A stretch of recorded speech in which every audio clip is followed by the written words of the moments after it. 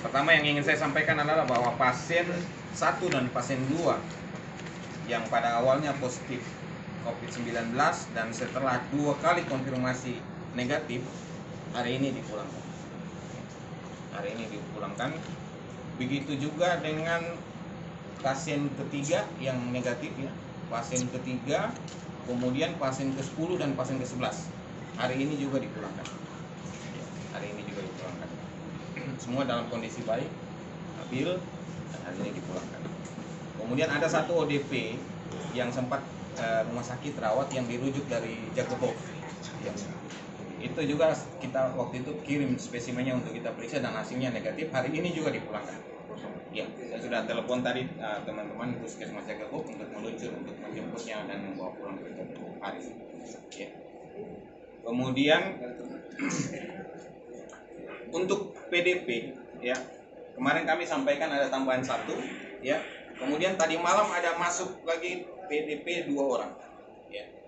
Tadi malam ada masuk PDP 2 orang, suami istri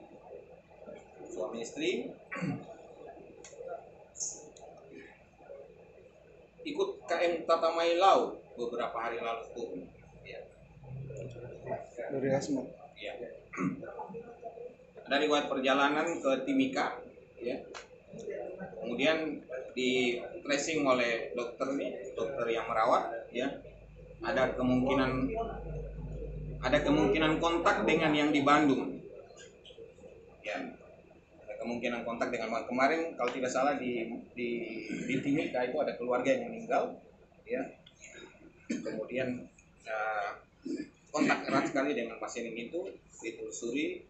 Kemudian ada kira-kira seperti begitu ya, kontak dengan pasien. Jadi dengan keluhan yang diduga yang mengarah ke sana, sehingga dokter memutuskan untuk dirawat sebagai PDP. Karena yang laki-laki kebetulan juga berusia di atas 65 tahun dengan komorbid ya, ada penyakit jantung dan diabetes, sehingga perlu untuk ditangani lebih ya. Jadi tambahan pasien ke-13 perempuan 55 tahun ya, dan pasien ke-14 laki-laki 65 tahun. Ini suami istri. Untuk pengiriman spesimennya kami menunggu. Mudah-mudahan besok kalau ada Hercules, kita lagi persiapkan untuk pengambilan spesimennya hari ini. Untuk kalau besok ada Hercules akan kita kirim. Ya. Sementara itu perkembangan hari ini ada pertanyaan. kami tahu sekarang ini yang dirawat itu ada berapa? 3 itu. Yang lain semua sudah pulangkan, tinggal 3 yang baru saja. PDP nomor 12 yang tanggal 30 masuk, kemudian 2 yang masuk kemarin tanggal 31.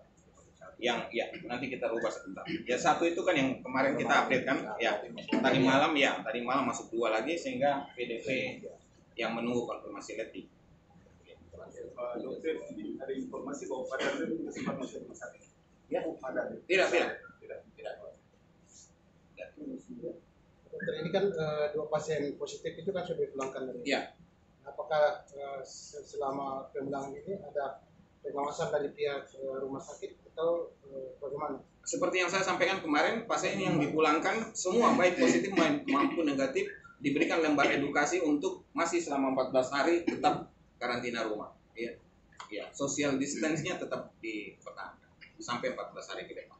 Iya, selama 14 hari itu tidak boleh kontak dengan orang lain atau gimana? Jaga jarak lah, social distance seperti begitu, jaga jarak, PHBS, makanan seperti itu.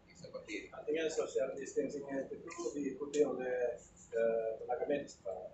Tidak, social distancing untuk kehidupan tiap-tiap harinya kan gitu. Artinya khusus yang 2 yang positif.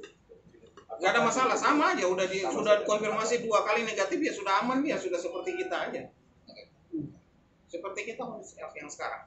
Pak Dokter, terkait dengan pasien yang sudah sembuh ini, treatment apa yang dilakukan dari dinas kesehatan atau rumah sakit sehingga mereka bisa sembuh total? Kalau treatmentnya saya kira tetap mengikuti pedoman ya, panduan yang ditetapkan oleh Kemenkes. Ya, teman-teman mengikuti itu.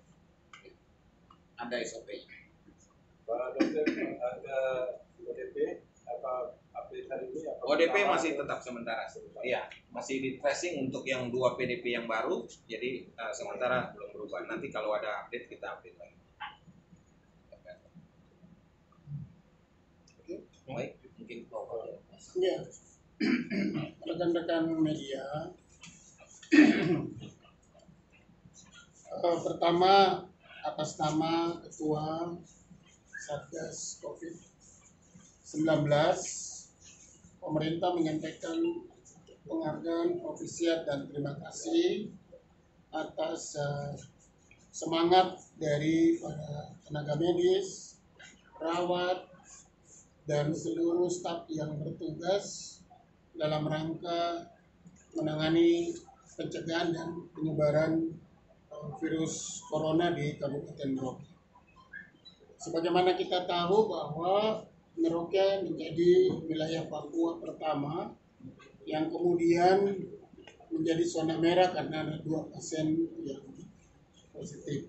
Tetapi dengan kerja keras baik di kalangan medis, dokter, perawat, dan seluruh stakeholder termasuk Satgas, TNI, dan Polri bersama masyarakat, maka kita bisa mencapai hasil yang kita harapkan dan itu bisa berjalan.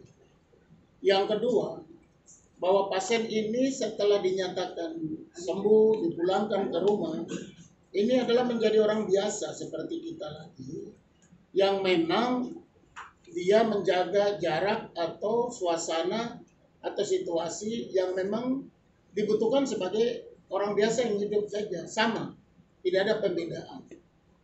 Oleh karena itu, tetap ada lembar edukasi, lembar informasi, sebagaimana disampaikan oleh dokter, untuk menemukan atau menyampaikan apabila ada hal-hal yang ada gejala-gejala. Yang ketiga, bahwa silih berganti, sekalipun ini nanti ada pulang, tetapi juga nanti ada pasien juga yang... Nah, proses ini ditentukan oleh konfirmasi lab yang distandarisasi sesuai dengan prosedur dan juga tata cara penanganan protokol COVID-19. Kemudian yang berikut itu, sekalipun kami sudah mencapai misalnya 0, bukan berarti masyarakat kemudian berbondong-bondong kemudian keluar dan melakukan aktivitas sebagaimana biasanya, tetapi karena ada himbauan pemerintah pusat sampai bulan Mei, maka diharap pemerintah, masyarakat Merauke juga menyadari instruksi himbauan daripada pemerintah lewat Bupati Merauke, agar aktivitas itu tetap berlaku sebagaimana yang dikeluarkan. Karena apa? Pemerintah daerah belum mencabut yang namanya KLB. Prosedur itu menjadi tetap diberlakukan. Patroli, sosialisasi, penyemprotan, kemudian ada jam malam, dan ada pembatasan untuk melakukan aktivitas atau usaha. Kami minta kepada masyarakat untuk mentaati apa yang sudah kita lakukan. Sehingga hal ini kita harus menjaga bersama. Kenapa? Yang berikut adalah kita belum membuka akses pintu-pintu masuk, baik pelabuhan udara maupun pelabuhan laut. Ini kita belum buka. Jadi bukan berarti kita terus kemudian dengan ini kita kemudian bebas dan lain, tidak. Ini kita belum buka akses. Dan yang terakhir, masa ini kan dari 14 hari pertama bagi yang pasien, kemudian 14 hari lagi, 14 hari lagi. Jadi tahapan sirkulasi 14 hari ini harus dihitung dengan situasi kondisi dan wilayah kita. Oleh karena itu, sebagai Ketua Satgas, kami tetap akan melaksanakan penyemprotan, sosialisasi, patroli jam malam, dan pembatasan bagi mereka. Yaitu tetap jam 6 sampai dengan jam 18, batasan itu diikuti atau ditaati. Itu yang penting. Sehingga diharapkan rekan-rekan, teman-teman media juga ikut membantu memberikan informasi ini kepada masyarakat. Apresiasi ini adalah kerja semua.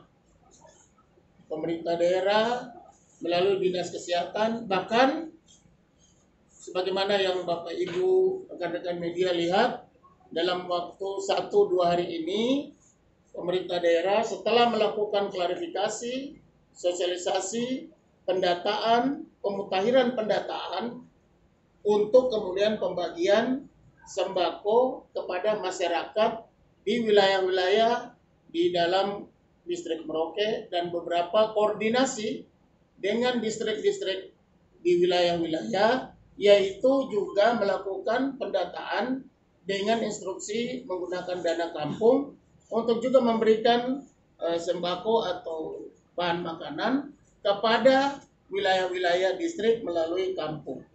Nah, ini kita laksanakan supaya ada spending time, waktu. Dengan diberikan 5 kilo beras, Indomie, telur, dan mie goreng, diharapkan 1 minggu ini bisa dijalankan dengan baik. Sambil waktu jam 6 sampai jam 18 dimanfaatkan. Terus minggu berikut lagi kita laksanakan. Jadi mohon pengertiannya disampaikan kepada masyarakat bahwa sekalipun Merauke sudah dinyatakan nol, tetapi bukan berarti masyarakat kemudian melakukan aktivitas yang berlebihan. Karena nanti kita akan evaluasi, yaitu mengambil langkah plan B. Plan B adalah menutup mungkin ruas-ruas jalan yang dianggap menjadi pusat keramaian, supaya ada batasan yang bisa kita atur. Itu mungkin yang ingin kami sampaikan, dan kami mohon kerjasamanya untuk apa yang bisa kami laksanakan. Demikian, terima kasih ya.